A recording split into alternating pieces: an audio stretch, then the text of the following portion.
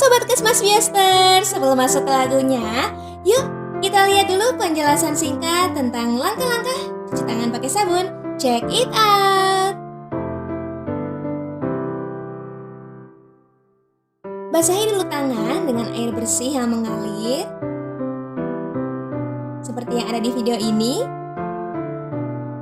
Selanjutnya, tuangkan sabun cair sekitar 3-5 cc, lalu digosok-gosok sampai merata ke permukaan tangan sampai batasnya pergelangan tangan.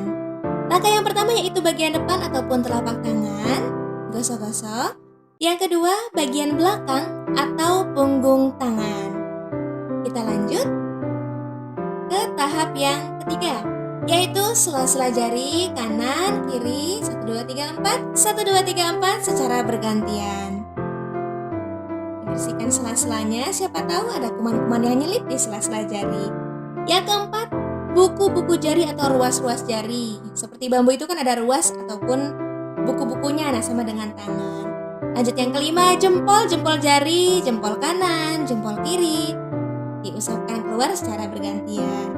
Yang keenam, ujung jari. Catatan khusus potong kukunya ya, minimal seminggu sekali. Siapa tahu ada telur cacing atau tanah nyelip di kuku. Terakhir, pergelangan tangan. Dalam versi 6 langkah cuci tangan pakai sabun, pergelangan tangan tidak dimasukkan.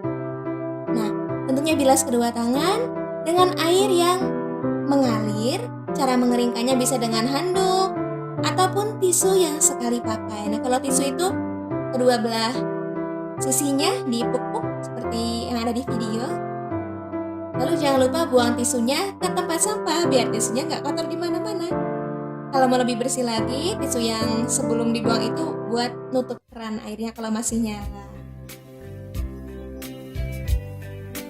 Kita lanjut ke lagunya. Aransemen dari lagu Anak Pelangi-Pelangi. 7 langkah CTPS. Waktu cuci tangan pakai sabun sekitar 40-60 detik aja. Nggak lama kan teman-teman? Kita mulai.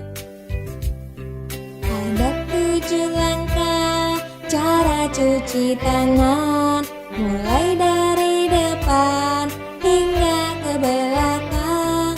Sela-sela jari, buku-buku jari, jempol jari, ujung pergelangan.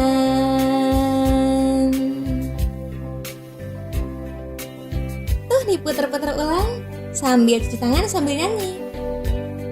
Lalu cuci tangan itu prinsip dasarnya, cucilah tangan dengan air yang mengalir dan juga sabun, karena sabun bisa mematikan berbagai macam bakteri ataupun kuman. Yang pertama itu ada penyebab diare, yaitu bakteri E. coli, Salmonella sama Shigella. Biasanya karena E. coli dari tinja atau makanan yang terpapar tinja masuk ke perut, malah jadi diare. ISPA, infeksi saluran pernafasan akut. Yang lagi viral contohnya coronavirus. Jadi kalau misal ada virus corona di tangan, tempel saat kita megang nggak cuci tangan ya ke saluran pernafasan, masuk lewat saluran pernafasan bisa menyebabkan coronavirus. Itu harus dengan sabun cuci tangannya.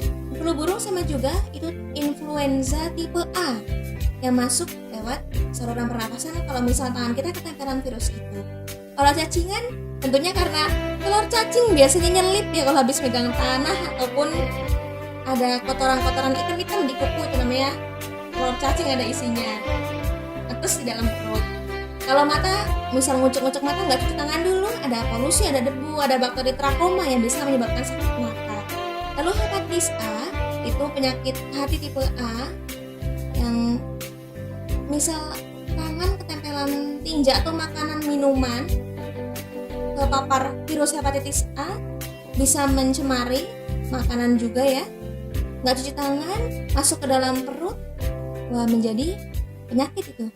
Kalau polio misal ada dahak, ada kotoran dari penderita polio terkontaminasi, nah bisa menyebabkan tertularnya polio. Kenapa sih harus cuci tangan pakai sabun? Karena tangan itu melakukan segalanya dari mulai cebok, makan, ngasih makan bayi dan lain-lain. Lalu sarana-sarana untuk cuci tangan pakai sabun. Ini ada pancuran dengan pedal, ada keran nih kayak di gambar ya. Pancuran bambu sama wadah dengan keran. Biasanya ember diisi air bersih. Jadi biar tetap mengalir caranya dibolongin kasih keran gitu. 6 waktu penting. Saat cuci tangan pakai sabun, kapan aja? 3 sebelum, 3 sesudah dikenal istilahnya. 3 sebelum itu kapan? Sebelum makan, sebelum pegang bayi, sebelum menyiapkan makanan. Kalau 3 sesudahnya, sudah buang air besar, sudah mencoboki anak, dan juga setelah kontak dengan binatang. Misal contoh di gambar setelah kontak dengan binatang itu ada sapi apa ya? Ya, mejeng di situ sapinya. Kalau misal ada kotoran sapi atau pipis sapi, ada juga kontaminasi tanah, tentunya harus segera itu langsung cuci tangan pakai sabun yang bersih dengan air mengalir. Kalau bayi sama anak, kenapa harus diperlakukan khusus? Karena daya tahan tubuh mereka belum sempat orang dewasa. Setelah buang air besar, tentunya karena di tinja atau kotoran itu kan banyak terkontaminasi bakteri virus.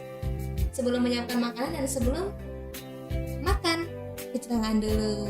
Sekian aja teman-teman, kita lanjut nanti ke video selanjutnya. Terima kasih untuk kerjasamanya karena Taruna Desa Tanjung Rejo, Bayan Purworejo, Jawa Tengah.